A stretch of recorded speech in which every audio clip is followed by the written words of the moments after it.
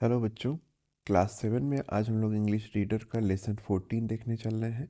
Lesson का नाम है फ्लोरेंस नाइटिंगेल। बच्चों, फ्लोरेंस नाइटिंगेल को the lady with the lamp भी कहा जाता है। इन्होंने नर्सिंग के क्षेत्र में इतना अच्छा काम किया था कि आज भी इनको लोग याद करते हैं। तो चलिए देखते हैं, इनकी जीवनी है ये, इसमें जीवनी में इन्होंने क्या क्या किया था, अपने जीवन में क्या अचीव किया, उसके बारे में देखते हैं। सबसे पहला प्रश्न है, how did Florence get her name. तो फ्लोरेंस को उनका ये नाम कैसे मिला था, फ्लोरेंस। तो फ्लोरेंस की इनकी पैदाइश थी, इटली में एक शहर था फ्लोरेंस, इसीलिए इनके नाम के आगे फ्लोरेंस लग गया। तो आंसर क्या लिखेंगे, she got her name from the city Florence in Italy where she was born. तो अपने पैदाइश वाली जगह से ही उन्हें अपना नाम फ्लोरेंस मिला था। फिर है वो, what did Florence want to become. तो फ्लोरेंस क्या बनना चाहती थी। तो Florence wanted to become a nurse. तो उनकी पहले से ही इच्छा थी कि वो लोगों की सेवा कर सकें, लोगों के काम आ सके। तो उनकी इसीलिए वो नर्स बनना चाहती थी। नेक्स्ट क्वेश्चन है, why didn't young ladies from good families become nurse in those days. इसका मतलब है कि उस समय में अच्छे घरों की लड़कियां नर्स क्यों नहीं बनना चाहती थी। तो बच्चों, उस समय नर्सिंग में पैसे बहुत कम थे, और दूसरी चीज़ है, उसे समाज में अच्छी निगाह से नहीं देखा जाता था। तो चलिए इसे हम लोग इंग्लिश में कैसे लिखेंगे। In those days ladies from good families did not want to become nurse because they were paid very little money and got little respect from society. तो ये इसका आंसर हो गया। अगला था, what did Florence do to improve the condition of hospital at Scutari. तो उन्हें Turkey में एक युद्ध होता है, तो वहाँ पे सेंटारी में भेजा जाता है। वहाँ पे पहले से स्थिति बहुत ख़राब थी, वो पहुँचती है। तो उसके बाद वहाँ पे वो सफाई का ध्यान रखती हैं, बेडशीट सही कराती हैं, किचन नया बनवाती हैं। तो ये सारी चीज़ें करके वो वहाँ पे कंडीशन सही करती हैं। तो इसका आंसर कैसे लिखेंगे, she cleaned up the hospital, built a new kitchen, bought new sheets and clothes for the patients, tried to make patients comfortable and happy. This is how she improved the condition of hospital at Centauri. तो ये इसका answer हो गया। अगला है, why is Florence Nightingale known as the lady with the lamp. तो उनका नाम the lady with the lamp क्यों पड़ा। तो जिस समय युद्ध हुआ था उस समय वो रात को हाथ में लैंप लेके एक बेड से दूसरी बेड जाती थी और पेशेंट्स की देखभाल करती थी। तो वहीं से उसका नाम, उनका नाम पड़ गया the lady with the lamp. Answer कैसे लेंगे, she use to carry a lamp in her hand to serve the patients at night. This is how she got the name the lady with the lamp. Next है, अब हमें कुछ true false दिए गए हैं, उसका हमें आंसर निकालना है। Florence was born in a poor family. नहीं, फ्लोरेंस नाइटिंगेल एक अच्छी फैमिली में पैदा हुई थी, पारिवारिक रूप से वो कमज़ोर नहीं थी, इसलिए इसका आंसर ये गलत है। फिर she wanted to become a nurse, सही बात है, वो नर्स ही बनना चाहती थी। She grew up in Italy, नहीं, वो उनका जन्म इटली में हुआ था, लेकिन वो ग्रीव अप हुई थी इंग्लैंड में। फिर she work very hard to improve the condition of the hospital. हाँ, अभी हम लोग आंसर में भी देखे थे, सेंटारी में हॉस्पिटल की कंडीशन सही करने के लिए उन्होंने बहुत सारी मेहनत की थी।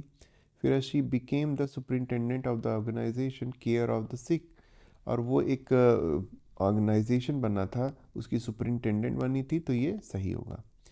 फिर है, study the table, now right 5 sentences about Florence nightingales life, write them in the order in which they have happened.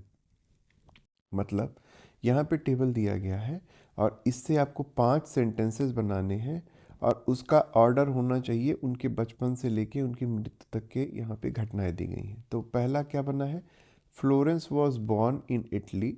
Florence Italy में पैदा हुई थी। Florence grew up in England, वो पली बढ़ी थी इंग्लैंड में।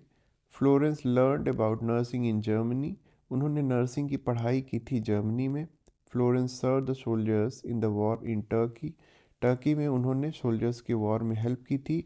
और फ्लोरेंस डाइड इन लंदन। तो इस तरह से ये 5 सेंटेंस हैं जो इस हमारे ये जो चार्ट दिया गया है इससे बन जाएंगे।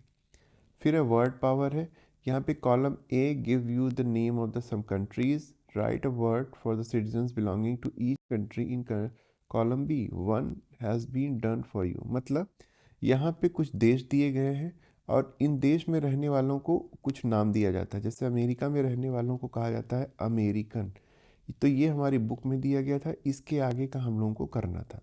तो चाइना में रहने वाले को कहते हैं चाइनीज़, इंग्लैंड में रहने वाले को बोलते हैं इंग्लिश, फ्रांस में रहने वाले को बोलते हैं फ्रेंच, जर्मनी में रहने वाले को बोलते हैं जर्मन, और हमारे इंडिया में रहने वालों को बोलते हैं इंडियन। तो इस तरह से हर देश और उसमें रहने वाले नागरिकों को ये नाम होते हैं। फिर है लैंग्वेज प्रैक्टिस। इसमें वी ज्वाइन टुगेदर वर्ड्स और sentences with and but conjunctions. बच्चों कभी कभी दो सेंटेंसेस को जोड़ने के लिए हम वर्ड यूज़ करते हैं एंड, मतलब होता है और दूसरा शब्द होता है बट, मतलब होता है किंतु, या फिर इसी को बोलते हैं लेकिन। तो इन दो सेंटेंसेस को हम लोग को जोड़ने के लिए इनका प्रयोग किया जाता है। एग्जाम्पल दिया गया है, राम एंड श्याम। राम और Shyam are two brothers. Ram is tall, thin and clever. Ram जो है वो लंबा है, पतला है और चालाक है। But his brother Shyam is short, fat and dull. लेकिन उसका जो भाई श्याम है वो छोटा है, मोटा है और डल है, मतलब उतना तेज नहीं है। तो इसी तरह हमें सेंटेंस, ये पूरा पैराग्राफ दिया गया है, इसमें एंड और बट का प्रयोग करके हमें इस सेंटेंस को पूरा करना था। तो चलिए देखते हैं। सुनीता और साक्षी था, तो सुनीता और साक्षी के बीच में एंड आ जाएगा। Sunita and Sakshi both like to play. Sunita likes to go to school but Sakshi does not like school at all. तो साक्षी को स्कूल पसंद नहीं है, तो यहाँ पे लेकिन लगाएंगे। Sunita keeps her room neat and tidy. Sunita अपने कमरे को व्यवस्थित रखती है और साफ रखती है। But Sakshi keeps her room dirty. लेकिन साक्षी अपने रूम को गंदा रखती है। तो इस तरह से एंड और बट का प्रयोग करके हमने इस सेंटेंस को पूरा कर दिया है। आगे दिया गया है रीड एंड अंडरस्टैंड। पहले आपको यहाँ पे समझना होगा, तीन शब्द होते हैं, समबडी, नोबडी और एनीबडी। इनका प्रयोग हमें सिखाया गया है। समबडी क्या होता है? समबडी मतलब होता है कोई। अगर हम किसी पर्सन का नाम लिए बिना बताना चाहते हैं कि कोई वहाँ पे है, मान लीजिए वहाँ पे कोई है, तो हम लोग बोलेंगे देयर इज समबडी, कोई है, लेकिन नाम नहीं बताएंगे। और नोबडी, नोबडी मतलब कोई नहीं है। अगर हम सेंटेंस पॉजिटिव बोल रहे हैं तो वहाँ पे हम लोग लगाएंगे नोबडी। और जब हम लोग निगेटिव सेंटेंस बोलते हैं तो वहाँ पे एनीबडी, कोई नहीं का मतलब ये होता है। तो now make sentences with the somebody, nobody and anybody using the table below. अब हमें समबडी, नोबडी और एनीबडी को लेके सेंटेंसेस बनाने, एक टेबल दी गई है, तो कुछ सेंटेंसेस बना लेते हैं हम लोग। जैसे there is somebody in the garden। There is somebody in the garden, एक सेंटेंस हमने बना लिया, तो यहाँ लिख भी दिया there is somebody in the garden। फिर है there is nobody at the entrance।